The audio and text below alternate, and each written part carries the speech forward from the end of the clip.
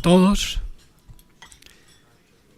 Señores secretarios de Estado de Defensa y de la Unión Europea del Ministerio de Asuntos Exteriores y Cooperación, señora subsecretaria de Defensa, señor secretario general de Política de Defensa, excelentísimos señores general de Ejército, almirante general, general del aire, excelentísimos señores tenientes generales, almirantes, generales, excelentísimos y excelentísimas diputados y diputadas, autoridades, excelentísimos señores embajadores, ilustrísimos señores representantes del cuerpo diplomático acreditado en Madrid, señoras, señores, amigas, amigos todos. No podemos sustraernos, evidentemente, en un acto como este, que vamos a hablar de la defensa, no podemos sustraernos, digo, a la tarde-noche que hemos vivido ayer. Es evidente que España ha conseguido, con el triple triunfo de campeones, un hecho verdaderamente relevante, que ha hecho vibrar a toda España. Una nueva generación de deportistas ha colocado el listón muy alto de España y de la marca España. Pero sobre todo yo destacaría la sencillez, la afabilidad, la amabilidad, la humildad con que jóvenes, brillantes, grandes jugadores llevan estos grandes triunfos. A veces estamos acostumbrados que grandes mitos del fútbol se vuelven soberbios, prepotentes, déspotas y que al mismo tiempo, tratan a la prensa muy mal. Afortunadamente, la selección española, la roja, con ese gran entrenador que es Vicente del Bosque, está llevando a las más altas cotas como si no pasara nada, con naturalidad y sencillez. España necesitaba este triunfo, porque es evidente que las malas noticias llegan por todas partes. El triunfo de la Roja, el triunfo de la selección española, alimenta nuestra autoestima. Y además coloca a la marca España, esa iniciativa muy interesante, muy inteligente y muy brillante del ministro García Margallo de fomentar, incrementar la marca España por todo el mundo, qué duda cabe que con este acto se consigue.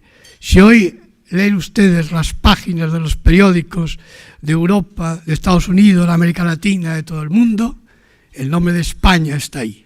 Creo que es fundamental. Y hay otra cosa que sí me parece importante resaltar. Cuando gente dice que con las autonomías España se desintegra, yo creo que eso no es cierto. No hay más que recorrer las calles y las plazas de ayer, incluso la Castellana, hasta las 4 de la mañana, de chicos y chicas y gente de todas las edades con la bandera de España, con los colores de España en su cara o en el cuerpo. Esto nunca se había visto. España, en los grandes acontecimientos, en los importantes acontecimientos, importa mucho. Y eso es muy de resaltar.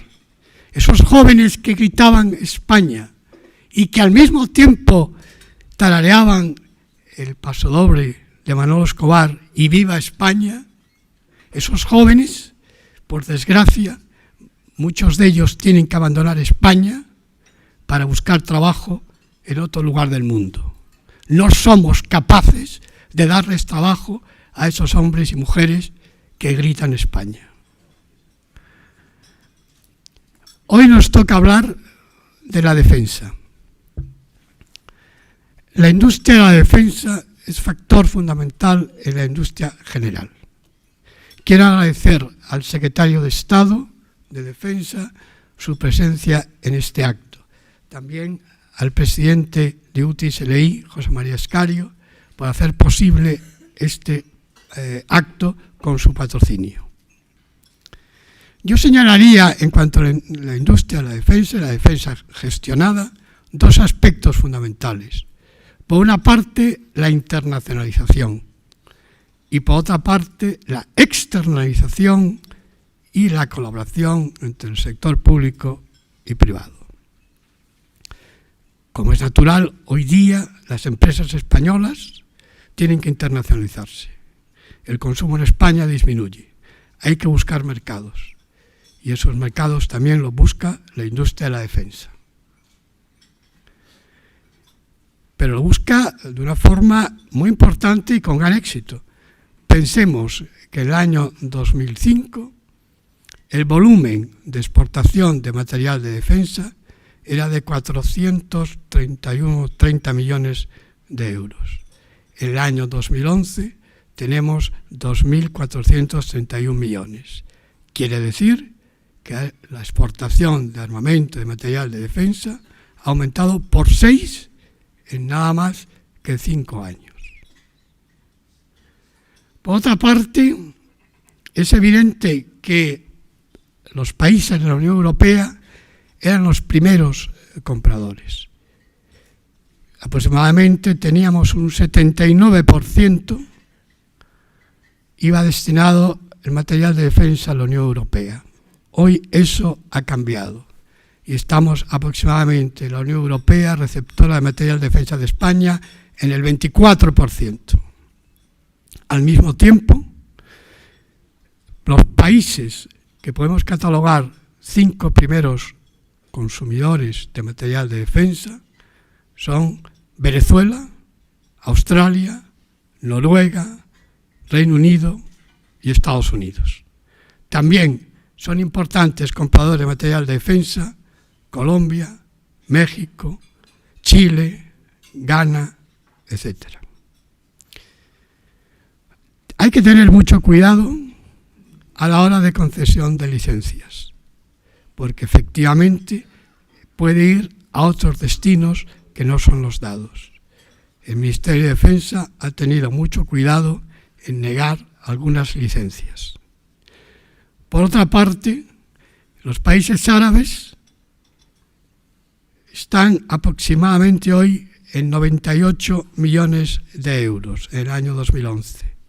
De esos 98 millones de euros, 63 millones han ido a Egipto. Quizá el próximo contrato, digo próximo, no sé si el secretario de Estado nos podrá ampliar datos, el próximo contrato de Leopard haga disparar esa cifra. En positivo, naturalmente. Pero si miramos a la opinión pública, la venta de armamento, la exportación de armamento tiene mala opinión, mala prensa. Y eso es una realidad. Yo creo que no se ha hecho el esfuerzo necesario por parte de los gobiernos sucesivos que ha habido en España, desde la democracia, para explicarle a la sociedad española lo que significa la industria de la defensa, lo que se llama la cultura de la defensa. Las Fuerzas Armadas tienen un gran prestigio en la sociedad española. Se puede considerar que las Fuerzas Armadas son un ejemplo para la sociedad española. Pero, sin embargo, la venta del armamento, la industria de la defensa y, sobre todo, lo que puede repercutir en la economía española en cuanto a generación de empleo y al Producto Interior Bruto, esto no se conoce suficientemente. Como tantas cosas, se hacen bien, pero no se comunican. Yo siempre digo, cada vez que inicio un acto de defensa, que es necesario ir por todas las calles y las plazas de España para, en definitiva, explicarle a la opinión pública española lo que la repercusión de la industria de la defensa y su exportación significa en la economía española y en la aplicación en las nuevas tecnologías. Por otra parte, también es muy importante, he dicho antes, la externalización. es evidente que el Ministerio de Defensa lleva bastantes años externalizando, desde las cosas más sencillas hasta las cosas más complejas. Y buena prueba de ello es la empresa UTI SLI, que lleva 30 años colaborando con el Ministerio de Defensa. La colaboración público-privada es fundamental. Y yo creo que la industria de la defensa privada debe aprovechar esa colaboración para encontrar nichos de mercado, mediante dándole a la empresa una magnífica competitividad para la exportación. Ha sido muy importante el reciente acuerdo de contrato de colaboración entre el sector de la defensa y el sector privado. De todas estas cosas nos va a informar el secretario de Estado de Defensa. Verdaderamente en este acto, como ustedes verán, tenemos una sala repleta.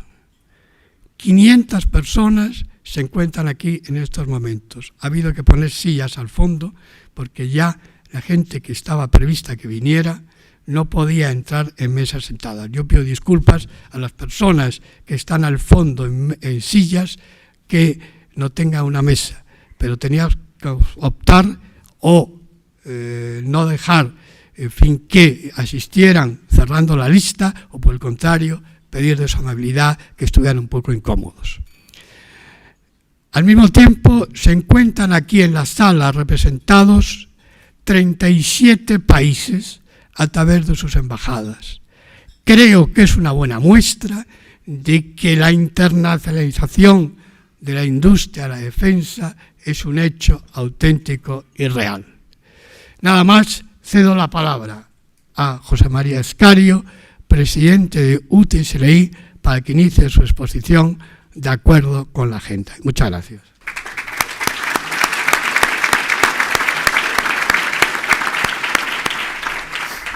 Muchas gracias, Antonio.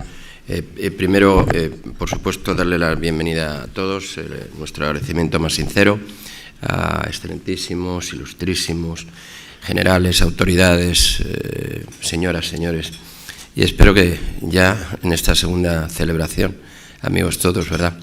Perdone usted la voz, no sé si tiene algo que ver con lo de la selección española ayer y de que estuvo mi hijo, pero menos mal que no metió el quinto gol Sergio Ramos, porque si no, seguramente no podría haber venido, ¿verdad? Yo creo que lo has dicho todo, Antonio, y secretaria, muchísimas gracias, que sabemos su agenda ocupadísima y más ahora en estos días, ¿verdad? Por nuestra parte, como tantas empresas que hay aquí, señor secretario, no vamos a tener ninguna duda en acudir en ayuda. Vamos a tener un pequeño vídeo, lo vamos a dejar para el final. Yo siempre me salto el protocolo, lo siento, es que si no, no puedo vivir. Entonces, un pequeño vídeo, no dura un minuto, el anterior duraba 4 o 5, lo hemos cortado, simplemente para presentar lo que es UTI SLI. Creo que esto no es un foro para publicitarse, sino de verdad es un honor poder por lo menos contribuir en este caso. Para terminar, me decían hoy hace poco que la personalidad se forja a los 7 años, así que lo bueno o malo que somos, lo somos desde los 7 años. Que uno es bilingüe hasta los 12, puede ser bilingüe, a mí no me ha cogido nada, en fin, me ha cogido todo tarde, ¿verdad?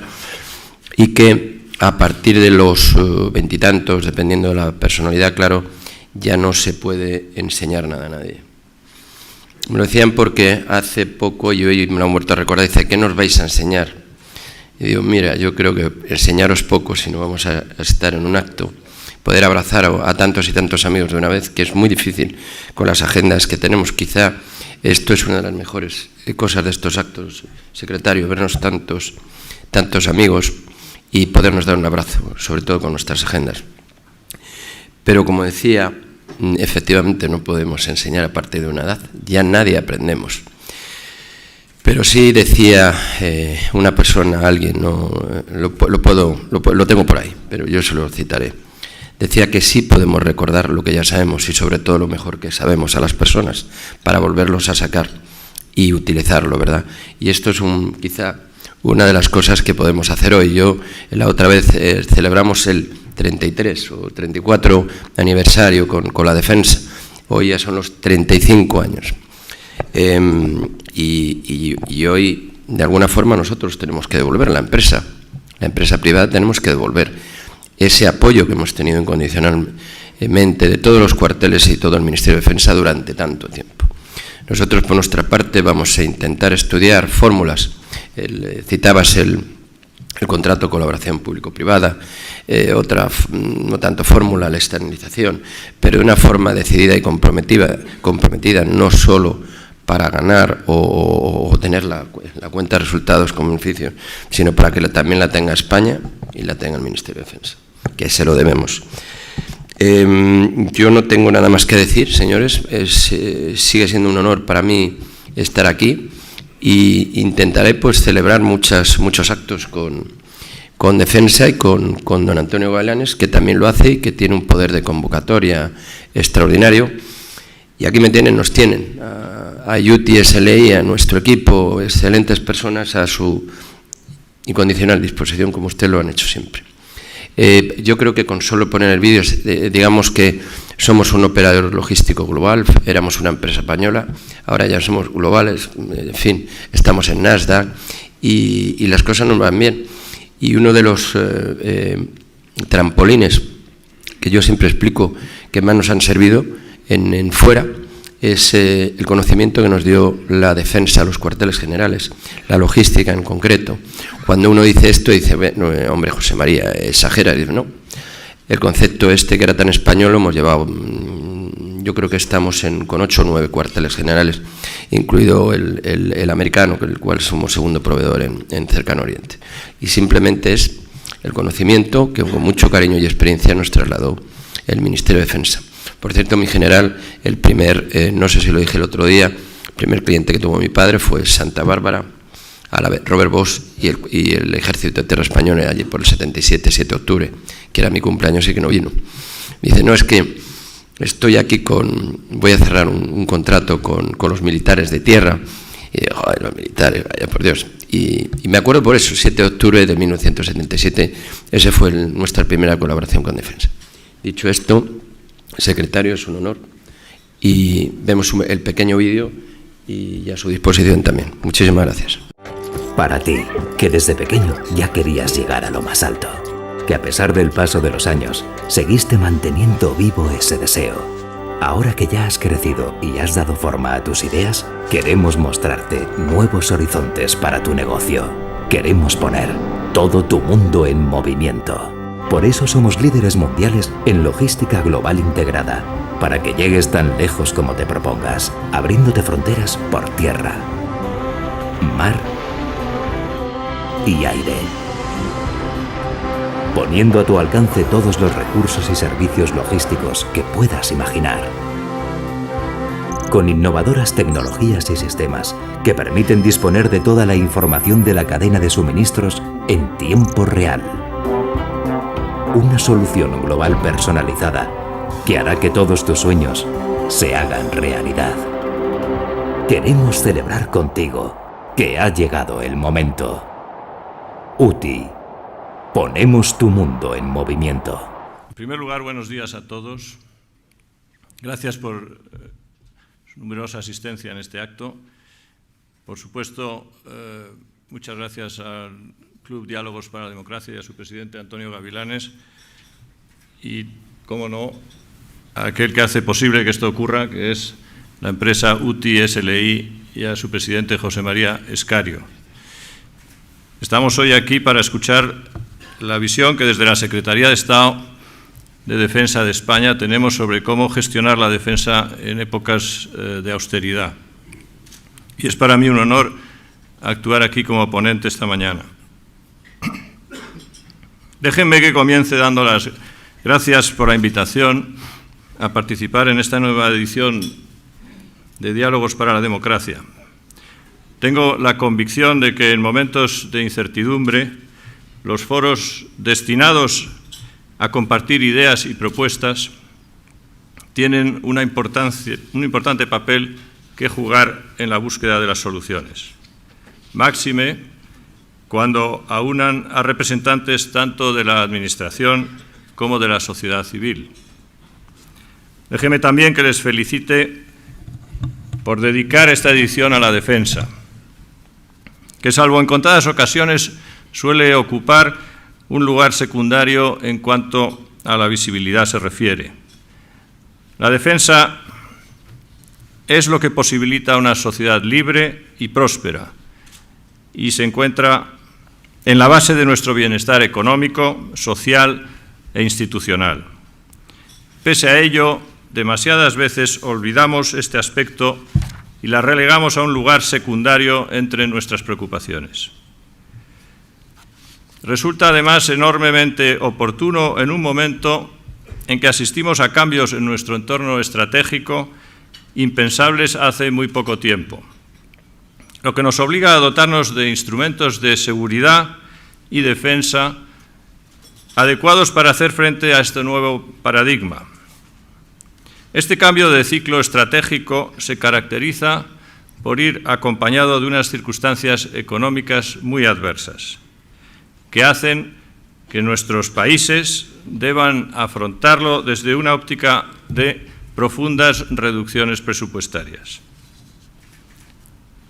Todas nuestras sociedades se enfrentan a un momento económico delicado, que agudiza algunos de estos cambios. Hoy no es exagerado afirmar que la economía es uno de los grandes factores estratégicos que debemos gestionar, tanto por los efectos que tienen en el concierto de las naciones como por el impacto de la crisis en los presupuestos dedicados a la defensa. En el caso de España, además, la reducción del déficit público es para nuestro país un ineludible objetivo nacional al que no se sustrae de ninguna forma el Ministerio de Defensa. Lo es por varios motivos y objetivos: para recuperar la imagen de España en el exterior, para sanear nuestro sector público y administrativo y para revitalizar el tejido empresarial y la sociedad civil. Esto implica un hándicap más para la defensa, que siempre ha sido solícita a la hora de hacer los necesarios sacrificios. Valga como ejemplo que desde el año 2008 su presupuesto se ha reducido en un 25%, sin olvidar que partíamos ya entonces de un gasto en defensa que ya era bajo en términos relativos. Volviendo al tema de hoy, España, como la mayoría de nuestros aliados, se encuentra en una situación que, si me permiten la expresión, es algo paradójica. Debemos de gestionar un entorno inestable y unas relaciones internacionales cambiantes con unos recursos más limitados de los habituales, de los que estábamos ya acostumbrados a tener. Haciendo un ejercicio de realismo, me gustaría señalar que no existen fórmulas mágicas para resolver esta paradójica situación. Gestionar la defensa en este escenario de austeridad exige que seamos capaces de alinear de la manera más eficaz 4 elementos distintos, dependientes entre sí y entre los que debemos de buscar un equilibrio que garantice una estrategia de defensa coherente. Permítanme una breve referencia a ellos desde la perspectiva de la Secretaría de Estado de Defensa. En primer lugar, como he adelantado, se percibe un cambio importante en el escenario estratégico, en el que España y Europa deberán moverse en los próximos años. No me voy a dedicar a describir el panorama en detalle, es bien conocido. Citaré únicamente algunos aspectos y acontecimientos. Actualmente asistimos al incierto y complicado desarrollo de la primavera árabe, con sus posibles repercusiones en nuestro entorno más inmediato. Vemos crecer el peligro de la proliferación nuclear. Observamos el desplazamiento del eje estratégico y económico mundial hacia otras regiones del mundo. Vemos aparecer nuevas potencias regionales con ambiciones mundiales. Y mientras tanto, vemos también cómo tratan de adaptarse a todo ello las organizaciones occidentales de seguridad colectiva. Este primer elemento, por tanto, es decir, la identificación de los riesgos y amenazas a nuestro alrededor, es sobre el que se basa cualquier política de defensa. Los países que sean capaces de entender estos cambios y obrar en consecuencia, adquirirán una ventaja respecto a los demás en la defensa de sus intereses. Por esta razón, los españoles debemos ser plenamente conscientes de que estos cambios tienen repercusiones importantes, tanto para nuestros intereses como para nuestra seguridad. La evolución de los acontecimientos en el Mediterráneo Sur, el Magreb o el Sahel tendrán, sin ninguna duda, repercusiones en nuestra seguridad. Pienso que de la reflexión sobre este primer elemento deberíamos ser capaces de extraer conclusiones importantes para nuestra defensa en términos de organización o de dotación de recursos humanos, económicos y materiales. El segundo elemento que debemos alinear es, evidentemente, el de la crisis económica y el descenso en los presupuestos de defensa. A día de hoy, todos nuestros aliados tratan de alinear la perspectiva para los próximos años de unos presupuestos limitados con un entorno internacional inestable. En mi opinión, lo que caracteriza esta crisis frente a las inmediatamente anteriores es su carácter permanente y duradero. Lejos de ser algo puntual, entramos ahora en una época de austeridad para la defensa que nos acompañará aún durante algún tiempo. El resto de los países de nuestro entorno, el impacto en los presupuestos de defensa de la crisis ha sido importante y ha obligado a tomar no pocas medidas de adaptación en términos de reestructuración orgánica, redimensionamiento de los ejércitos o de priorización de programas o sistemas. Aquellos países que consigan desarrollar un sistema de presupuestación estable y efectivo en los próximos años conseguirán unas ventajas importantes sobre los demás en términos de capacidades estratégicas. En nuestro caso, en el caso de España, el reto económico es doble. En el corto plazo hay que hacer frente a los 1.782 millones de euros de compromisos de pago que debemos afrontar en 2012.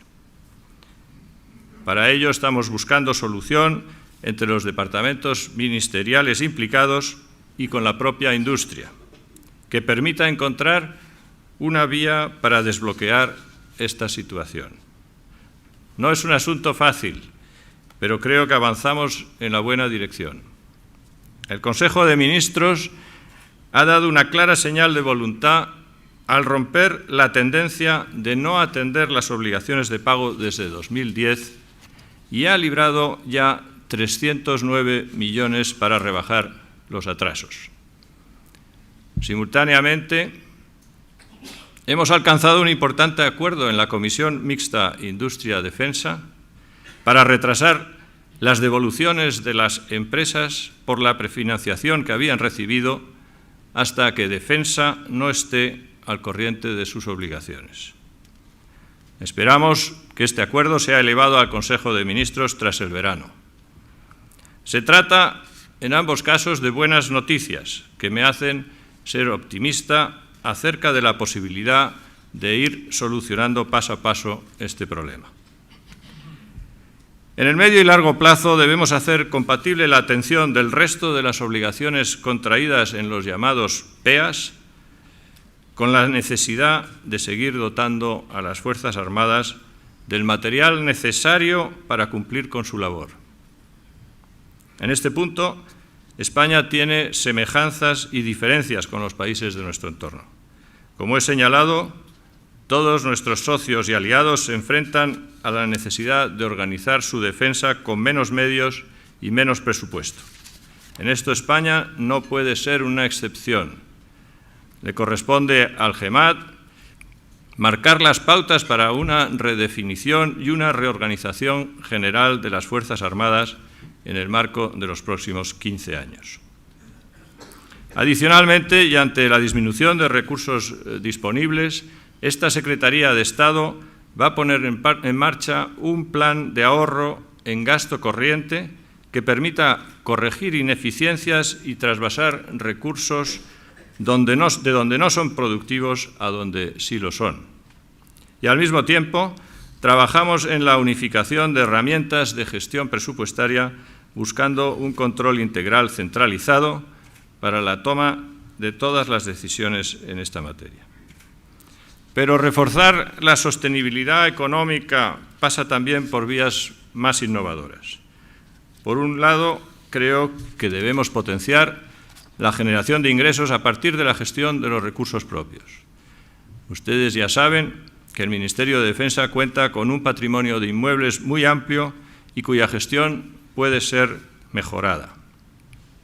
A través de un plan de optimización adecuado, esta infraestructura de la defensa ya ha servido en el pasado y puede seguir sirviendo como herramienta de reinversión.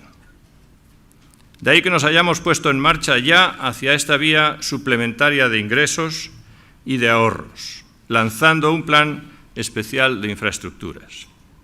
Tenemos ya un grupo de oficiales generales de los 3 cuarteles generales trabajando en ello y en los próximos 6 meses tendremos un informe detallado que será, si me permiten la expresión, un auténtico libro blanco de la infraestructura de la defensa. Por otro lado, soy partidario de explorar nuevas fórmulas de colaboración público-privada que lleven a una gestión productiva de algunos bienes de la defensa y que generen valor añadido para ambas partes. Aunque el modelo no sea extrapolable sin más, debemos explorar estas formas de colaboración más imaginativas y ambiciosas, sumándolas a otras más tradicionales. En el fondo, se trata de buscar una gestión nueva para una situación económica novedosa y determinante.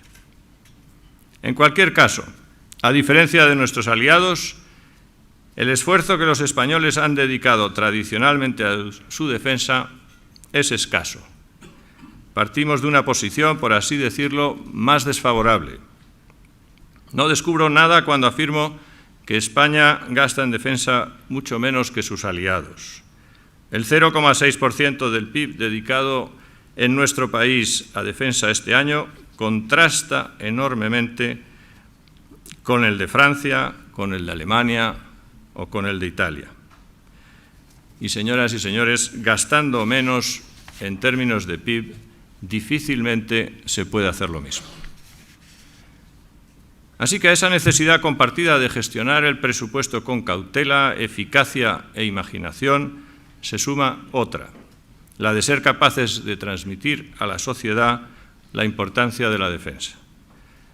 En tiempos de austeridad es necesario que los españoles tengan presente que cada euro invertido en defensa resulta fundamental para garantizar su bienestar.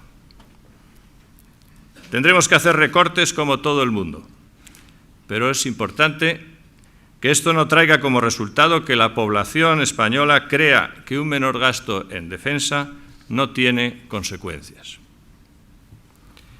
El tercer aspecto a alinear es el de las necesidades de las Fuerzas Armadas. El escenario estratégico y el desarrollo económico de nuestra sociedad son el marco en el que éstas se desenvolverán en los próximos años. Las Fuerzas Armadas siguen siendo el instrumento fundamental sobre el que pivota nuestra seguridad y lo seguirán siendo en el futuro. La colaboración internacional ayuda a paliar las estrecheces presupuestarias provocadas por la crisis. Las iniciativas Pooling and Sharing de la Unión Europea o Smart Defence de la OTAN buscan garantizar capacidades mediante la priorización y la complementariedad entre países aliados. Nosotros apostamos por ello, pero pese a ser iniciativas indispensables, no solucionan por sí mismas las necesidades defensivas futuras de cada país. Desde este punto de vista, debemos ser conscientes de que un ejército no se improvisa. Las Fuerzas Armadas de dentro de 20 años deben de ser construidas en su entrenamiento y dotación de armamento y material ahora. A diferencia de otras materias de gestión pública, la falta de actuación presente hipoteca la labor de las Fuerzas Armadas en el futuro. Perder capacidades operativas de las Fuerzas Armadas es relativamente fácil, pero recuperarlas después es muy complicado. Por eso, por parte de los ejércitos, esto exige un esfuerzo importante de anticipación y adaptación al escenario económico de contracción presupuestaria al que se enfrentan en los próximos años. Como nuestros aliados, los cuarteles generales establecerán prioridades y abordarán las reformas necesarias para ello. Por otra parte, debemos ser capaces de encontrar, incluso en tiempos de presupuestos limitados, una fórmula que garantice su capacidad operativa futura. Como ya les he dicho, esto pasa por buscar cierta estabilidad presupuestaria. También por abordar una reprogramación que ajuste los pedidos a la situación financiera y las necesidades de las Fuerzas Armadas. Esta renegociación de programas debe de servir no solo para desahogar la situación, sino para dejar hueco para futuros programas que necesariamente habrá que poner en marcha para evitar caer en pérdidas de eficacia debido a la obsolescencia de nuestro material. Pero también, y por las mismas razones, habrá que hacer un esfuerzo para asegurar la gestión eficiente de los fondos escasos de que disponemos, sobre todo por una gestión rigurosa de la política de armamento y material que evite toda posible desviación en la gestión de los programas destinados a las Fuerzas Armadas. Estos se caracterizan por su enorme complejidad, lo que exige avanzar en la centralización de las funciones de control y supervisión.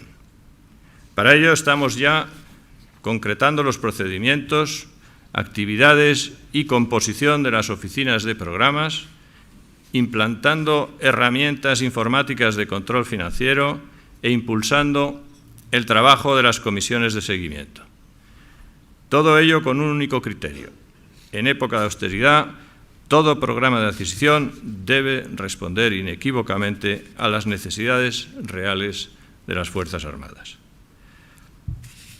Garantizar que se cubren las necesidades de este tercer elemento resulta fundamental y, en este sentido, creo que las estrecheces económicas de hoy no deben hacernos olvidar que hay que evitar el peligro de unas Fuerzas Armadas huecas, tanto por escasez de recursos como por una gestión ineficaz. Como ya he comentado, no basta solo con que las Fuerzas Armadas sean una de las instituciones mejor valoradas por su trabajo. Para que lo hagan, deben de ser dotadas y gestionadas convenientemente, lo que exige un esfuerzo de todos. El cuarto componente de la defensa que hay que alinear en una época de austeridad, es la industria. Me atrevo a decir que este sector, que ya de por sí se caracteriza por ser tradicionalmente dinámico, va a experimentar profundos cambios en los próximos años. Hoy se caracteriza por un altísimo nivel tecnológico y por una alta cualificación de sus puestos de trabajo, pero también por enfrentarse a un futuro incierto, con la ampliación del mercado a nivel mundial y a una paulatina apertura a la competencia exterior de países mucho más potentes industrialmente. También aquí nos encontramos ante un cambio de ciclo. El modelo de adquisiciones puesto en marcha en los años 90 fue tan eficaz para las empresas como para las Fuerzas Armadas. Proporcionó a la industria española nuevas capacidades tecnológicas y de gestión, y a las Fuerzas Armadas plataformas y sistemas a los que difícilmente podrían haber accedido de otra forma. Pero la insuficiencia presupuestaria de estos años ha llevado a una situación insostenible. El esfuerzo aquí radica en superar esa situación anómala, afrontando los compromisos pendientes con los proveedores de defensa. Nuestra determinación es importante, como lo saben los contratistas principales con los que estamos en estrecho contacto. Los 1.782 millones de euros a los que antes me refería y que debemos satisfacer a nuestros proveedores este año son una prioridad para nosotros. Pero sin perjuicio de lo anterior, creo que es importante reconocer que una vez adquiridas las capacidades básicas que hoy tiene nuestra industria de defensa, la industria debe buscar la competitividad en el mercado mundial. Para ello debe ser capaz de avanzar hacia una consolidación que deje atrás la tradicional fragmentación. Ante una competencia global se deben buscar unidades que tengan la suficiente masa crítica para desarrollar capacidades tecnológicas propias y para acceder a los mercados de exportación con garantías. Solo así se podrá potenciar un producto nacional sólido y competitivo. Pese a que el protagonismo y la iniciativa en esta reconversión deben corresponder al sector privado, la Administración debe jugar un papel activo en la defensa de sus empresas. Primero, mediante el compromiso de sus representantes, trátese de dirigentes, altos funcionarios o agregados y consejeros militares. Y segundo, con fórmulas estables de impulso a las empresas nacionales, como los acuerdos gobierno a gobierno. Su marco de regulación ya ha sido aprobado y presentaremos las líneas maestras del mismo este otoño. Por su parte, al Ministerio de Defensa le corresponde gestionar también en época de austeridad la política de adquisiciones. Con un principio que ya he señalado, debe de ser capaz de buscar en cada programa la plena satisfacción de las demandas del cliente. Por eso el Ministerio debe coordinar y dotarse de instrumentos técnicos para valorar y sopesar con criterio riguroso y transparente las ofertas y programas. En tiempos de austeridad, más que nunca es necesario ser un gestor y un cliente inteligente, capaz de garantizar y satisfacer nuestros intereses y objetivos de manera sostenible y duradera. Señoras y señores, voy terminando. En la era de austeridad en la que nos movemos, el reto de todos nuestros países está en alinear estos 4 elementos mediante estrategias sólidas y coherentes que garanticen la defensa de los intereses nacionales y la seguridad de la nación. Para ello no existen fórmulas mágicas ni soluciones definitivas, más allá de reformas ambiciosas en la gestión y organización de nuestra defensa y de la búsqueda de un compromiso social mayor con nuestras Fuerzas Armadas. En los próximos meses, alinear estos 4 elementos pasa para esta Secretaría de Estado por desbloquear los compromisos de pago aún pendientes, por abordar una reprogramación de algunas adquisiciones, por impulsar la coordinación de las capacidades tecnológicas de la defensa y por desarrollar el marco de internacionalización para la industria del sector. Como pueden constatar, esta alineación exige una política global, incluye aspectos internacionales, estratégicos, militares, diplomáticos, económicos, empresariales, sociales. Incumbe, por tanto, a todas las instituciones, Fuerzas Armadas, industrias del sector, partidos políticos e instituciones públicas. Por eso me gustaría terminar haciendo un llamamiento a la búsqueda de consenso sobre la necesidad de dotar a nuestra defensa de los medios necesarios para cumplir con su labor. Labor que, como he dicho al comienzo, está en la base del bienestar social, económico e institucional de todas las sociedades libres. Muchas gracias, señoras y señores.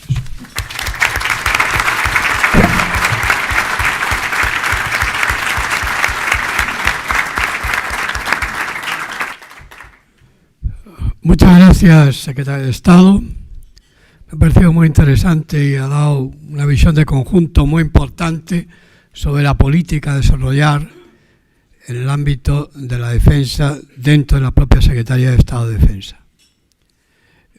Creo que sería interesante, y veo en la sala a dos personas que nos podrían dar una visión muy importante de lo que es la industria de la defensa.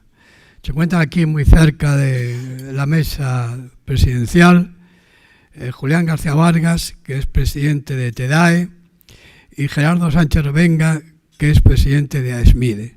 Como ustedes saben, son las dos principales asociaciones que en su seno recogen a la mayor parte y a la totalidad de las empresas de la industria de defensa. Perdonar este pequeño atraco que os hago. Yo no sé si sería interesante que Julián García Revenga, que Gerardo García Revenga y Julián García Vargas puedan hacer una pequeña exposición. La azafata os va a dar el micrófono.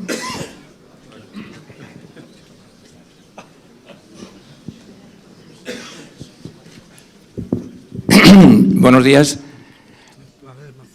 Bueno, le tengo que agradecer a José María Ascario este compromiso en que nos ha puesto.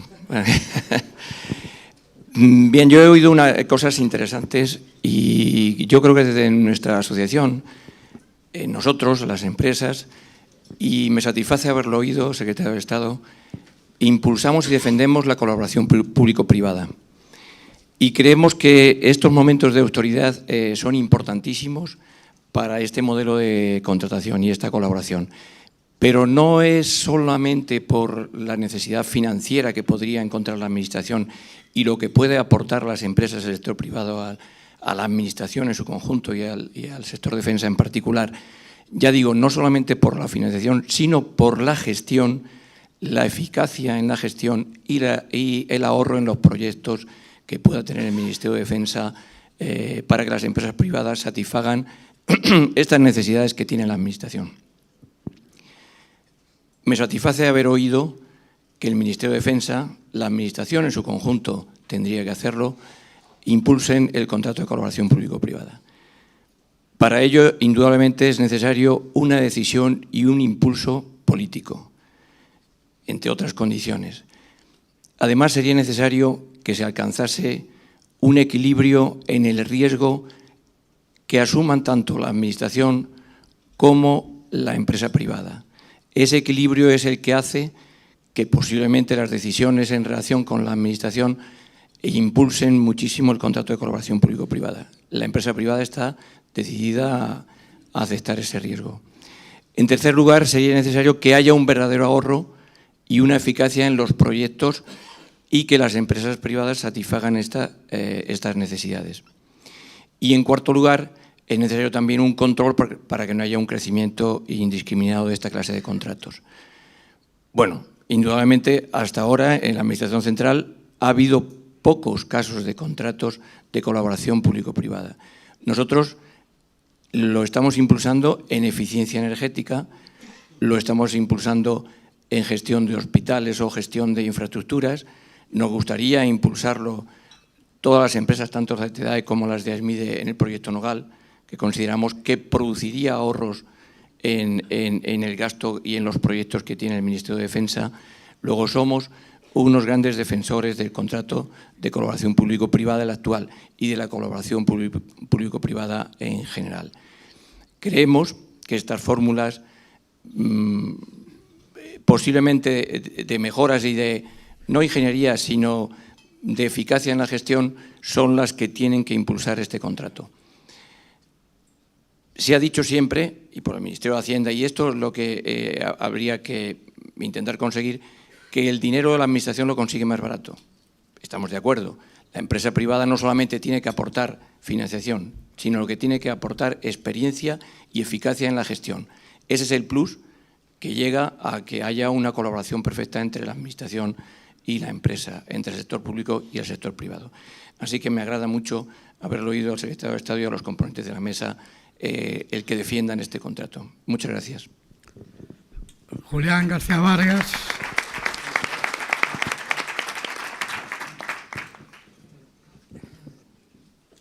Muy buenos días a todos. Muchas gracias, José María. Y debo decir que el secretario de Estado ha hablado con acierto de los temas que importan a la industria. Y concretamente ha mencionado algo que en este momento es especialmente importante, que ha dicho exactamente desbloquear los pagos. En fin, yo espero que el Ministerio de Hacienda en ese terreno sea un poco más flexible en los próximos meses, aun sabiendo que la situación presupuestaria es muy complicada, ¿no? Ha hablado también de reprogramación de las adquisiciones. Supongo que las dos cosas también van en paralelo y por parte de la industria sabemos que es un proceso inevitable, pero al mismo tiempo tenemos la conciencia de que el tipo de contrato que hay detrás de cada uno de los programas hace que esto sea bastante complicado. De manera que en los próximos meses vamos a tener que trabajar duro para reprogramar y al mismo tiempo pues trabajar con Hacienda directamente si es necesario para el desbloqueo de pagos. Hay dos aspectos, sin embargo, secretario, que a mí me gustaría destacar. Has mencionado, y es inevitable el hacerlo, has mencionado que en los próximos años no va a haber por lo menos grandes programas durante bastante tiempo y has hablado de mantener la operatividad. Por lo tanto, esto obliga a un esfuerzo muy grande de sostenimiento de los sistemas adquiridos. El esfuerzo ha sido enorme durante 10, 15 años y tenemos unos sistemas perfectamente comparables con los países más avanzados. Ahora se trata de mantenerlos operativos y plenamente modernos. Eso significa no solamente mantener, significa hacer modernizaciones progresivas. Por lo tanto, con las empresas habrá que hablar también de ese tema. ¿Cómo conseguimos, sabiendo que no hay muchos recursos, que en los próximos 7, 10 años hagamos una programación de sostenimiento que permita que todo el material que hemos adquirido lo tenemos plenamente a disposición de las Fuerzas Armadas? Y hay un segundo tema que sí me gustaría destacar, que es el del I+D. El I+D es la clave en este tipo de industria. Esta industria, tradicionalmente, tú lo has dicho, estaba ligada a la soberanía. Ningún país quería depender de otro al asegurarse la disposición de material militar, porque en caso de conflicto podría tener dificultades de suministro. Por eso se consagró dentro de la misma Unión Europea y eso está detrás de las directivas de nuevas directivas de contratación, se consagró la seguridad de información, la seguridad de suministro. Vamos a intentar que siga siendo así. Y el segundo factor por el que todos los países serios quieren tener este tipo de industria es por garantizarse el I+D. Es una fuente de I+D. Estados Unidos nos da lecciones en ese aspecto. Es un país defensor a ultranza del libre comercio, pero en la adquisición de I+D para la defensa, que luego se traslada al sector civil, nada de bromas. Yo sé que dentro de la Unión Europea, pensando en el programa 2020, el I+D en defensa no está contemplado, pero habrá que, tanto en España como en otros países, seguro que va a ser así, habrá que tener imaginación y habrá que intentar que haya programas de I+D que favorecen esta industria, probablemente vía la utilización del concepto de seguridad y no el de defensa, o a través de la aeronáutica o a través de la integración de sistemas, en fin. Pero tendremos que echarle imaginación porque impulsar el I+D dentro de España con los recursos solamente españoles va a ser muy difícil. Muchas gracias.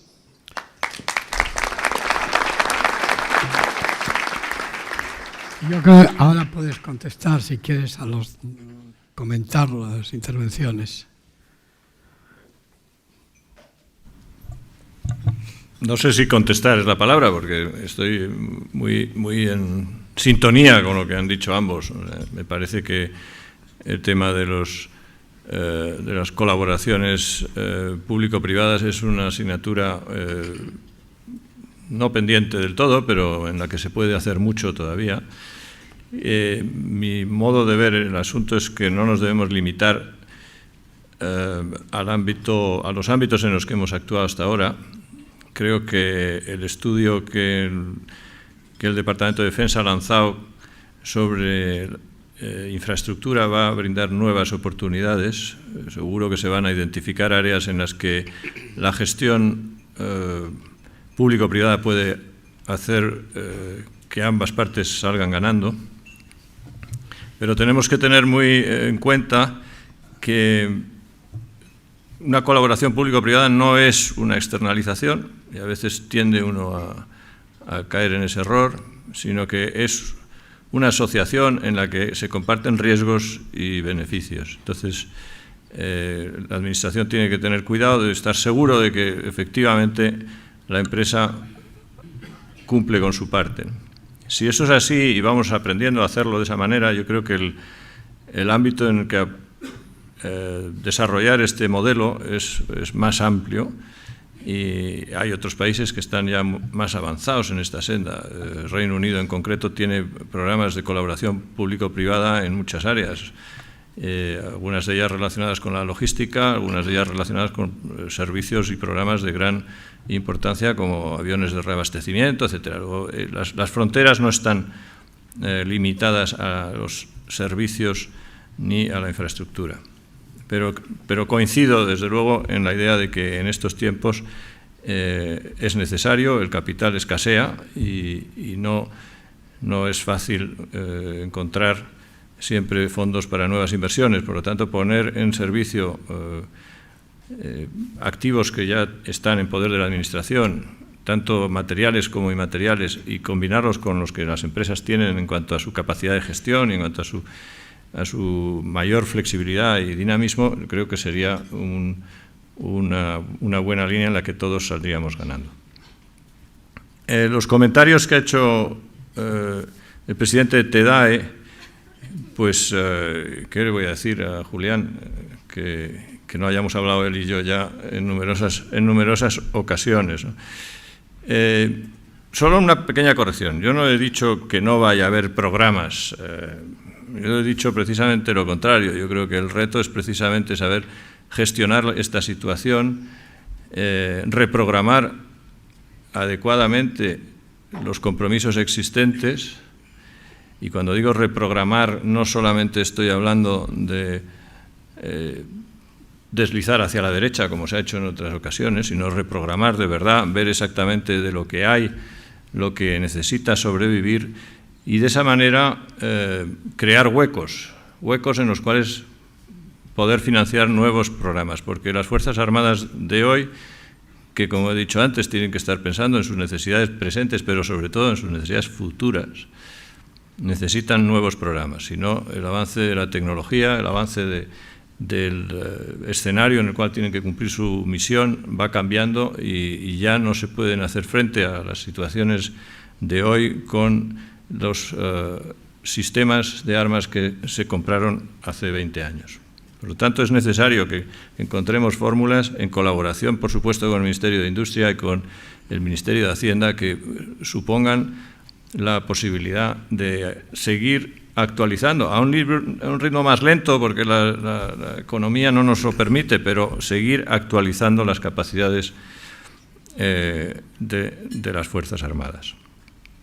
El I+D es básico, sin ninguna duda, y el I+D americano probablemente es el mejor ejemplo. Estamos demasiado lejos de eso, pero yo creo que he mencionado también como una de las líneas de actuación de la Secretaría de Estado el impulso a la racionalización y a las búsquedas de sinergias entre los distintos elementos de I+D que existen en la defensa y las empresas. Entonces, eso también es un ámbito en el que la colaboración público-privada tiene que dar resultados.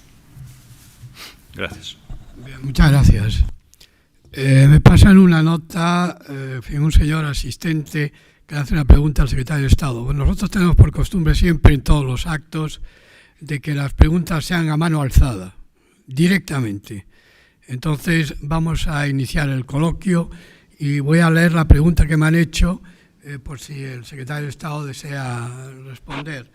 Dice el señor secretario de Estado: ¿cómo se puede conseguir información sobre licitaciones para transporte de material a o de Afganistán para ISAF?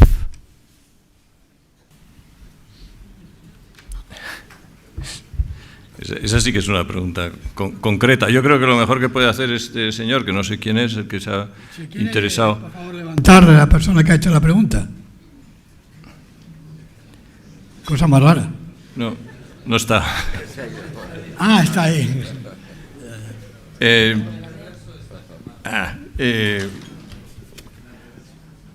Así está, efectivamente. Pues yo creo que lo mejor es que se dirija al Ejército de Tierra, porque es el portal de entrada para cualquier cosa que tenga que ver con esa materia. Y si no, pues al Estado Mayor de la Defensa. Y en cualquiera de los dos sitios les sabrán decir exactamente por qué lugar tiene que entrar para una cuestión tan concreta.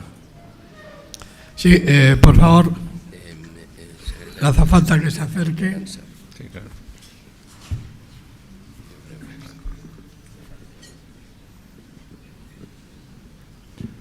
Muchas gracias. Soy el coronel Muñoz Sánchez, retirado y presidente de la Asociación de Militares Españoles.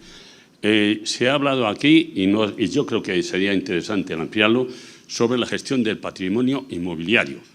A mí me gustaría saber que concretara más a qué se refiere esa gestión, porque la gestión, pues, evidentemente, y en tanto en cuanto puede afectar en su momento también a la cuestión de acción social, si de lo que se intenta o a donde puede terminar es en la venta de todo el patrimonio, que parece que sería lo lógico, el sistema para obtener más ingresos. Entonces me da la impresión de que así solamente se va a retrasar lo que debe de ser, lo que debía de ser, que es que todos los gastos de defensa repercutan sobre los presupuestos generales del Estado, en su totalidad.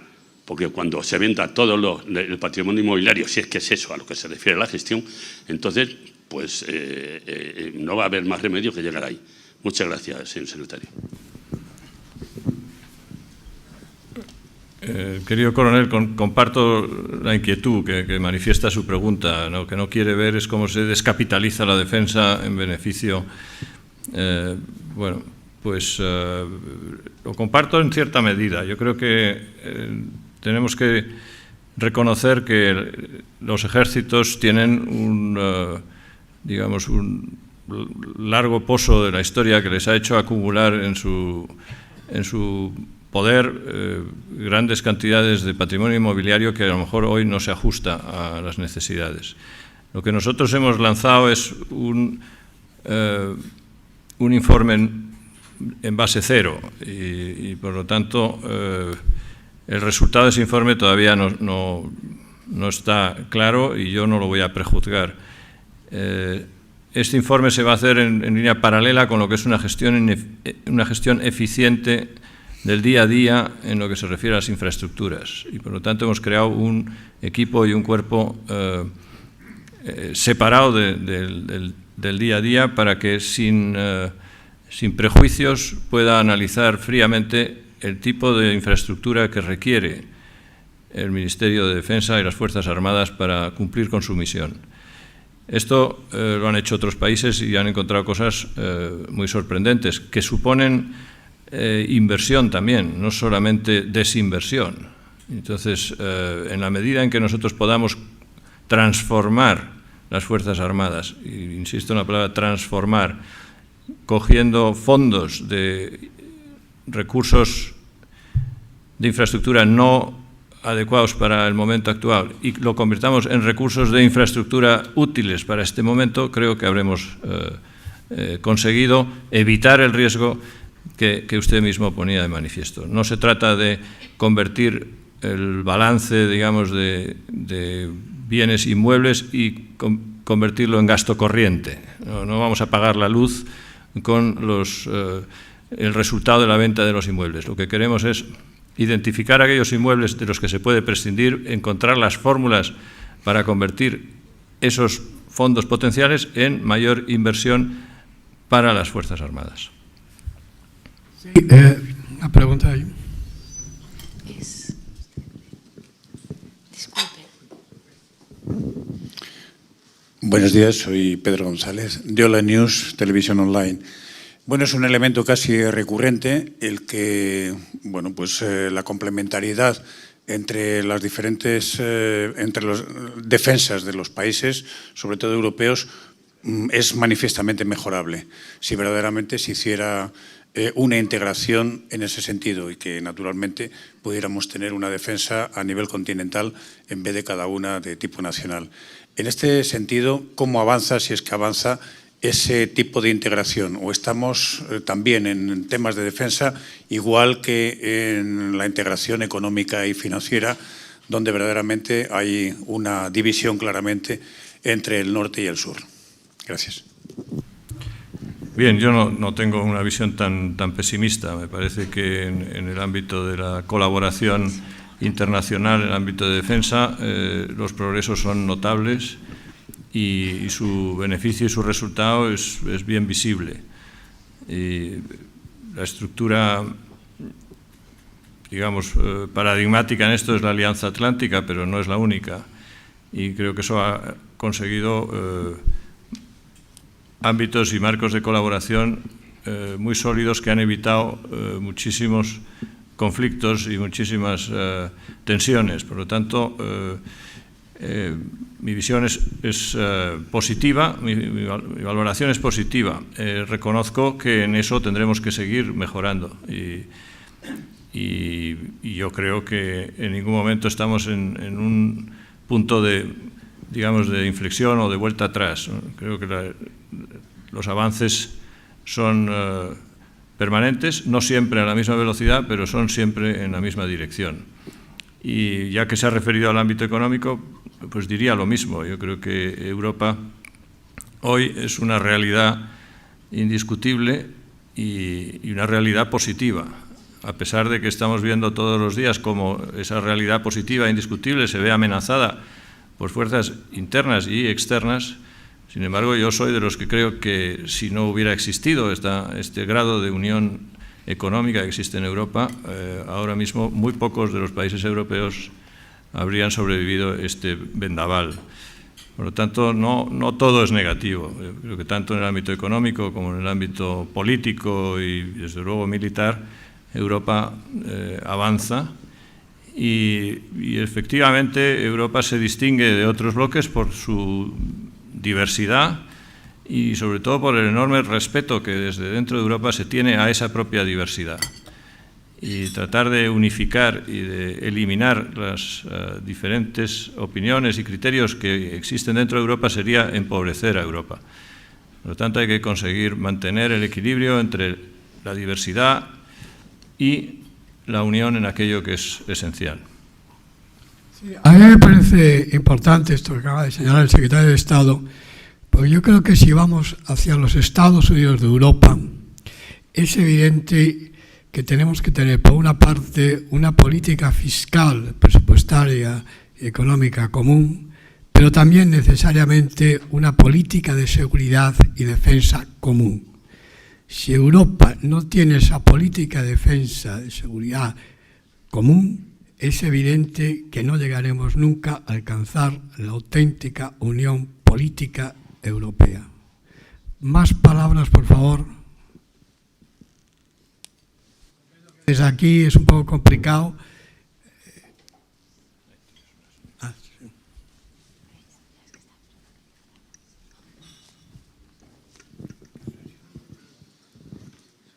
Buenos días.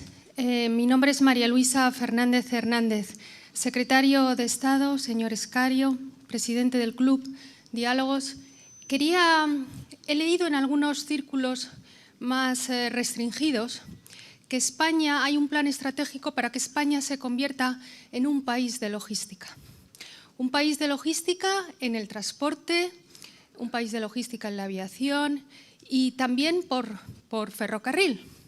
Me gustaría saber si hay algún plan desde la Secretaría de Estado de Defensa para apoyar este sector de la logística y bueno, si también el señor Escario puede decir algo al respecto, porque si pudiéramos, como complemento al turismo, como complemento a la exportación que es tan necesario ahora para España, ir ya descubriendo algunos nichos que pudieran poner a España donde deberíamos y donde tenemos que tener un valor añadido en Europa y en el mundo. Gracias.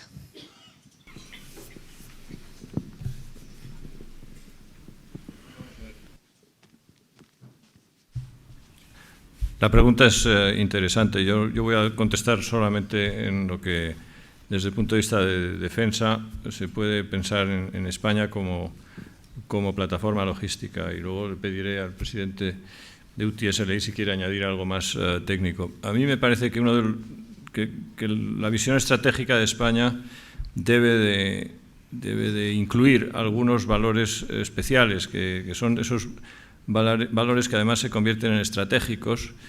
¿Y qué es lo que es estratégico? Pues al final acaba siendo estratégico aquello que nadie puede hacer por ti porque o no viaja o porque no pueden hacerlo. Entonces hay cosas que en España son estratégicas y la defensa se ocupa de todo, no se ocupa solo del territorio, se ocupa de tener una visión sobre los intereses estratégicos de España. Por ejemplo, pongo el idioma español como un valor que todos podemos entender, la importancia estratégica que tiene para defender a España desde el punto de vista de nuestra economía y nuestra capacidad de proyectarnos hacia afuera. Pero sin duda aquel al que usted se refiere, que es la situación geoestratégica de España, le da no solamente un valor desde el punto de vista de la defensa, sino también desde el punto de vista de la economía y de su capacidad de ser utilizado como plataforma logística hacia otras partes del mundo. Hispanoamérica o África son dos, pero también desde América para entrar en Europa, España tiene un valor como plataforma logística importantísimo.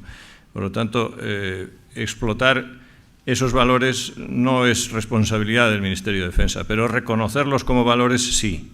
Y hay otros ministerios que no me cabe la menor duda que viven pensando en eso permanentemente. Y quizá José María Escario pueda decir algo más sobre cómo ve él esas posibilidades. Bueno, muchas gracias, secretario. Querida María Luisa, realmente yo me gustaría leer esa documentación sobre, de alguna forma, iniciativas para que España sea una plataforma logística, transporte, almacenaje, último lugar de configuración de productos. Yo creo que en otros lugares de Europa nos han ganado ya hace tiempo la carrera, pero también, por ejemplo, Benelux. Benelux es la gran plataforma europea de mercancías, en todos los sentidos, en la parte más logística, de configuración, producto, último destino, último cliente, como en grandes infraestructuras, tanto portuarias, de transporte, etcétera, etcétera. Decían por ahí que no pueden estar todos los camiones en Holanda porque no cabrían, ¿no? Por otro lado, somos un país especialmente enfocados a los servicios y estamos hablando de servicios. Creo que es un nicho que tiene muchas oportunidades y los españoles, cuando nos ponemos, sabemos dar servicios. No tanto tenemos que tener en cuenta, cuando hablamos de servicios, parece ser que es el hermano pobre de la industria. Y lo que sí tenemos que decir es que todo lo que se fabrica es solo el 30 al 40%, digamos, de un PIB mundial en la comparación de productos con servicios. Es decir, hay muchísimo más en el campo de servicios, pero creo que tienen que ser iniciativas reales y, por supuesto, apoyados en este caso, por la Administración. Muchas gracias. ¿Algunas preguntas más? Veo ahí al fondo que hay dos, ¿no? Dos preguntas. Dos manos o brazos que se alzan. Vamos a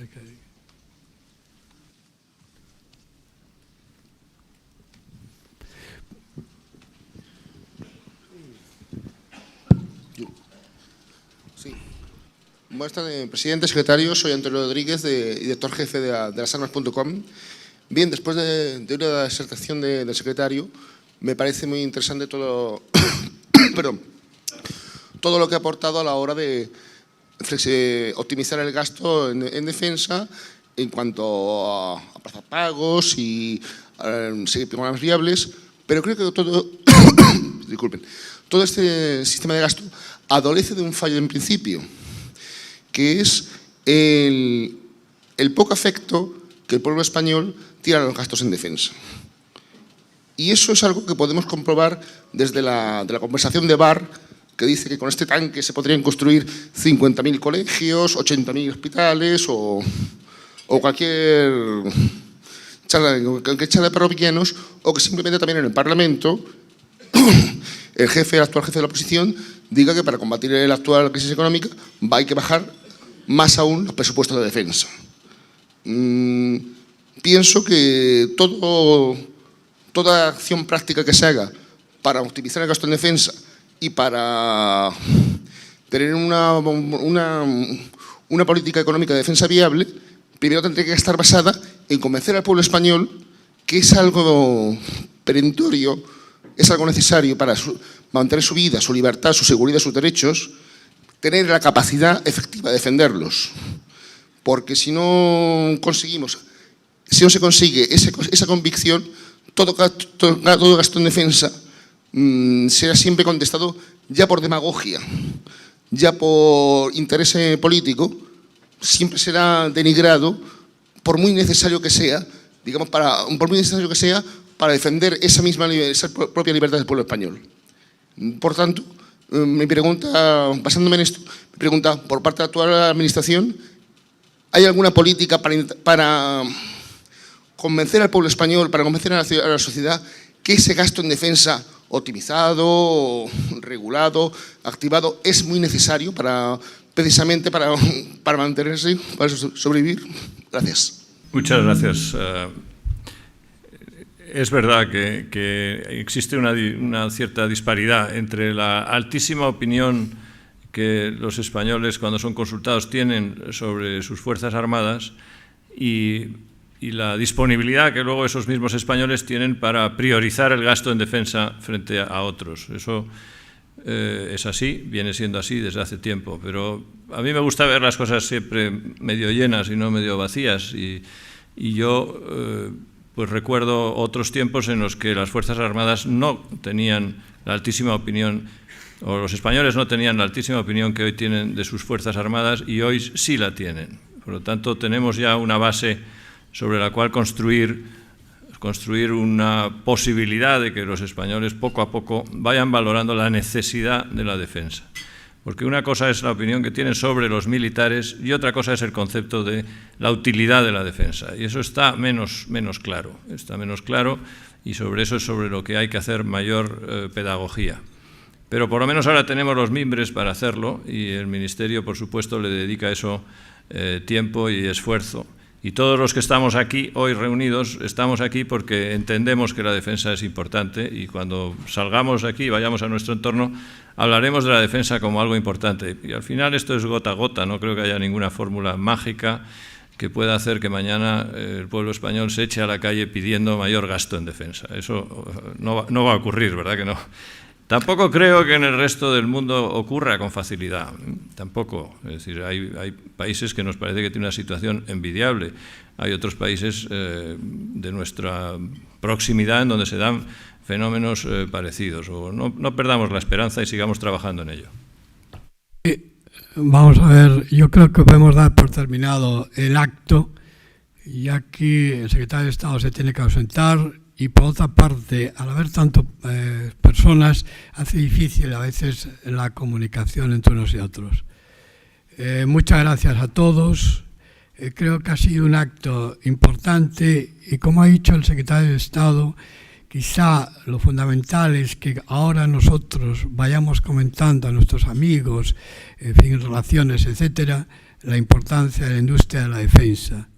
Porque creo que si no se comunica al pueblo español, el pueblo español no va a entender, en fin, los gastos de defensa. En eso estoy con el señor que ha hablado anteriormente. Y he insistido mucho desde hace mucho tiempo, incluso hemos presentado a los diversos gobiernos anteriores planes para realizar en colaboración público-privada, en fin, un intenso labor en favor de la cultura de defensa. Actos como este son fundamentales. Nada más, muchas gracias a todos y muy buenos días.